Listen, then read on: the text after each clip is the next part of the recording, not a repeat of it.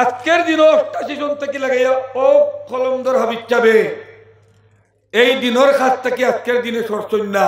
আজকের দিন পর্যন্ত ইলা হায়াতুল উলুমুল্লাহ মাদ্রাসা 17 খান আল্লাহ আমার তো বানান লইছে। কও সুবহানাল্লাহ। আমি নাম গনিয়া লিস্ট দিতাম পারমু 17 খান মাদ্রাসা।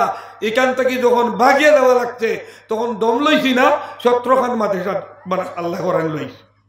তার মানে আল্লাহ পাকে যেখান করই ইকান বালার লাগি করই, কারণ ইকানো রইলে খালি ওখান রইল বাকি 16 খান আর রইল না। মাত বুঝছেন কিনা কইছি? এই মাদ্রাসা করতে সময় আমি নকুটির বাজারে দি না গিয়া আমি ওই দিকে গুড়িয়া লামডিং হইয়া ডিপ হইয়া ও বলা আমিও রাত্রে বাগিয়া নীলবাগান গেছি। কও সুবহানাল্লাহ। তার কারণ কিতা আছিল? শিক্ষার রুশনি আছিল না, ইলমর রুশনি আছিল না। কোনো মানুষের দোষ নাই, কেন শিক্ষার অভাব আসলো। শিক্ষার অভাব থাকার কারণে এই জমিন থেকে আমি রাত্রে ওলা লুকাইয়া সিধা অবাই গিয়া কোন জায়গার নাম আমি জানিয়েন না, আমারে ও মানুষ আছেন, আমার জমির মাস্টার আছেন, আরো আমার সাথী ভাই যারারে আপনারা এখন বর্তমানে আজকে যদি মক্কাবাসীর মধ্যে নবীদের যখন মদিনাত যখন গেছেন ওওয়ালা সাথী ভাই সকল যারা লইয়া গেছেন তারার নাম হইল কি সাহাবা কেরাম। কও সুবহানাল্লাহ। তো ওওয়ালা সাথী ভাই সকলে আমারে ডিপু হইয়া নিয়া পার করিয়া দিছেন। দায়িত্ব সময় রাস্তাত পাইছি হাট্টিয়ে লাদের আর দুমা উলের, তার মানে হাট্টিটা ও মাত্র সামনে থাকি গেছে। এখন কতখান রিক্স লইয়া এবার থাকি বাগিয়া গেছি। তার কারণ হইল ই মাদ্রাসা এখানে হইতো না, নকুটির বাজারে হইলে আমি বাজারে দিয়ে যাইতাম পারলাম। গতিকে হিমুকা হইছে না, ইনু ফায়সালা হয়ে গেছে। গতিকে অনু ফায়সালা হয় আমি ডিপু হইয়া বাগিয়া নীলবাগান গেছি। আপনারা ইতিহাস বাচ্চান্তর মনে থাকবার লাগে কইয়ার যে এটা শিক্ষার অভাবে হয়েছে। কেউর অভাবে হয়েছে? শিক্ষার অভাব আছিল। আমরা নবীজি যখন মদিনাত গিয়া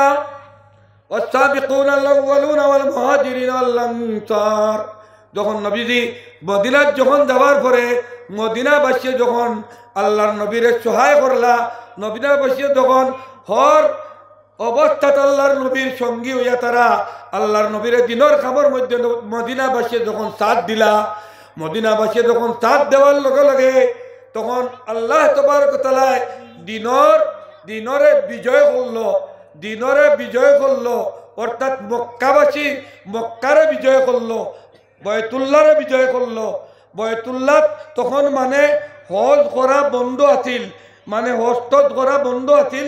তখন আল্লাহর হুকুমে যখন মক্কা বিজয় হইল, পয়লা গেছলা নবীজি মক্কার থেকে কিলা গেছলা কোনছেন আপনারা? বাগিয়া রাত্রে অন্ধকারে হযরত আবু বকর সিদ্দিকরে লইয়া গেছলা। আর যখন নবীজি আবার গুরিয়া মদিনা তাইয়া যখন হামাইছেন দিনের বিজয় যখন হইছে, এই দিনের বিজয় হওয়ার লগে লগে গুরিয়া মদিনার থেকে যখন মক্কাত আইছেন তখন 10,000 সাহাবা কেরাম লইয়া আইছেন। কও সুবহানাল্লাহ। কলমদর হাবিব সাহেব এখন গুরিয়া যখন আইছেন কত উলামায়ে কেরাম লগে লইয়া আইছেন। আইছেন না? এখন আইতে তুমি ফতে দিয়ে আইছি না, মানে উল্টা উল্টা আইছি, ফতে দিয়ে আইছি। তার মানে দিন বিজয় হইছে। এই দিন যখন বিজয় হইছে, ইযা জাআ নাসরুল্লাহি ওয়াল ফাতহু ওয়া রাআইতান্না ফায়াদখুলুনা ফি দীনিল্লাহি আফওয়াজা। যখন এই সূরা নাযিল হইল, এই সূরা নাযিল হইল খুশখবরির লাগি নাযিল হইল। আমরা যদি ভাই একটা খুশির খবর ভাই তাইলে পটাকা ফুটাই, খুশি করি, বিভিন্ন ধরনের খুশির দিনও আমরা খুশি বানাই, ঈদের দিনও আমরা খুশি বানাই। আজকেও দুনিয়ার মধ্যে ইন্ডিয়ার মধ্যে আছে, অন্য অন্য জায়গাত আছে, ইফতারের টাইমত মানে সাইরন বাজাইয়ে দেওয়া হয়। আমরা যেখানে আজান দেওয়া হয় অন্য অন্য জায়গাত ইফতারের টাইমত সাইরন বাজানি হয়। সাইরন বাজানির বাদে মানে সব মানুষ খুশি হয়ে গেলে যে এখন ইফতার করা যায়। এই সূরা ইজা সূরা নাযিল হইছে, সাহাবা কেরাম হলে খুশি করদা, দুইজন সাহাবা খুব খান্দিতা। 10,000 সাহাবা কেরাম লইয়া মক্কা ঢুকিছই, কিন্তু তার ভিতরে সারাই ভর্তি করটা আর 2 জন এখানে খান দিত্যা। ও সবে কইলা ভাই খুশির খবর, ইসলামের বিজয় হইল, আপনারা 2 জনে খান্ড কি? বলে খান্ডিয়ার ও কোথার লাগি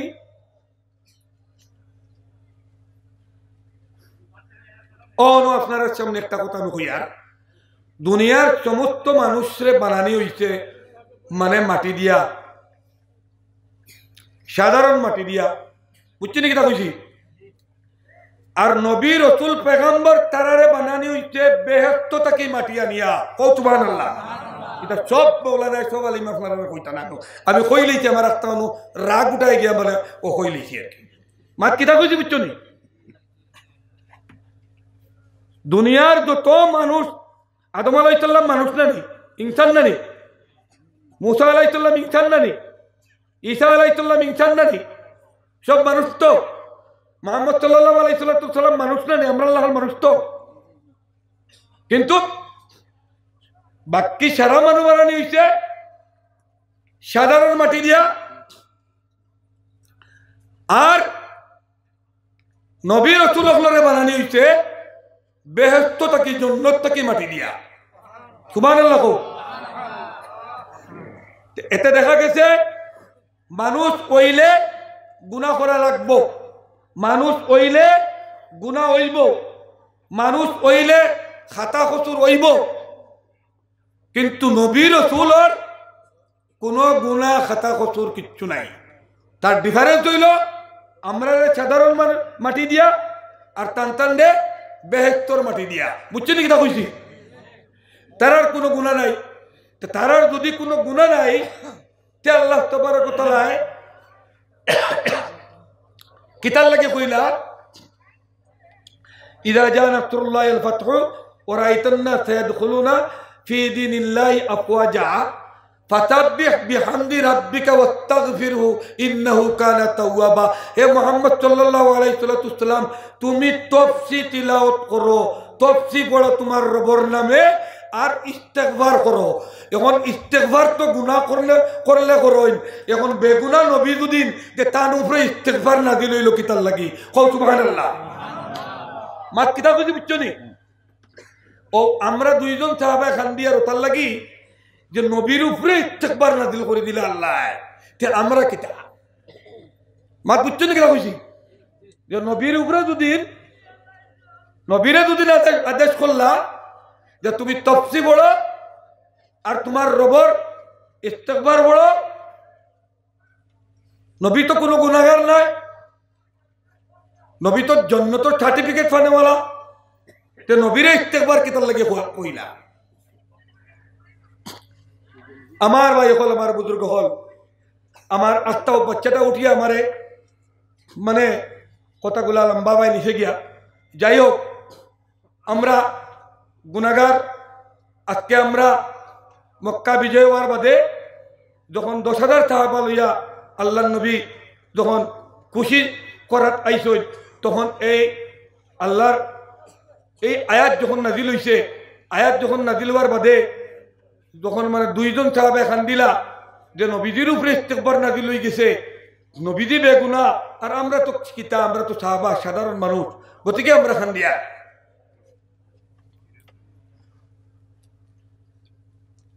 এখন এই কথা দ্বারা আমরা কিতা বুঝতাম যে আমরা যে কোনো, যদি আজকে আমি ব্যবসা বাণিজ্য ইত্যাদি আমি করি আর আমার 8-5 লাখ টাকা লাভ হয়ে যায়, তাহলে আমি ইস্তেগফার পড়িতাম। কও সুবহানাল্লাহ। আমি বেশি বেশি করে ইস্তেগফার পড়িতাম, তখন আমার 5 লাখের মধ্যে আল্লাহ তাআলা খায়রে বরকত সমস্ত কিছু নাযিল করে দিবা। আমার যদি মনের যেটা কল্পনা, আমার মনের কল্পনা একটা যদি মানে আমি যেটা করছি ওটা যদি ওই যায়, তাহলে আমি ইস্তেগফার বলিতাম। কারণ আমার মনের কল্পনা, নবীজির মনের কল্পনা আছিল ইসলামের বিজয় হওয়া, ইসলামের বিজয় হওয়ার কারণে নবীজির উপরে ইস্তেগফার নাযিল হইছে। গতিকে আমার মনের কল্পনা পুরো হয়ে গেছে, আমি ইস্তেগফার বলিতাম। আমার রবের ইস্তেগফার বললে আল্লাহ আমার রবে আমার বিজয়ের আরো বেশি করে বাড়াইয়া দিবা। কও সুবহানাল্লাহ। আপনার সামনে আমি জোড়াতে একটা কথা হইয়া, আমি নকুটির তাকিয়া জঙ্গলে দিয়া বাঘ ভাল্লুকর হাতির মাঝে দিয়া আমি যে গেছি, মানে তাও আমি বাগিয়া গেছি, এটার লাগে আমি গৌরবান্বিত যে নবীদের শানো যে একটা হইছে। এই যুগ মানে আল্লাহ তার বন্দাগুলোর শানো এরকম করবো, কেয়ামত পর্যন্ত করবো। গতিকে এটার যে আমার আল্লাহ পছন্দ করছে, আমি এটা করছি, যে এটার লাগে আমি নিজে শুক্রিয়া আদায় করি। আর আপনার সামনে আমি একটা আবেদন করি যে গুড়িয়া লামডিন দইয়া মানে ডিপ হইয়া আটিয়া নীলবাগান দেওয়ার কারণ আসলো শিক্ষার অভাব আছে।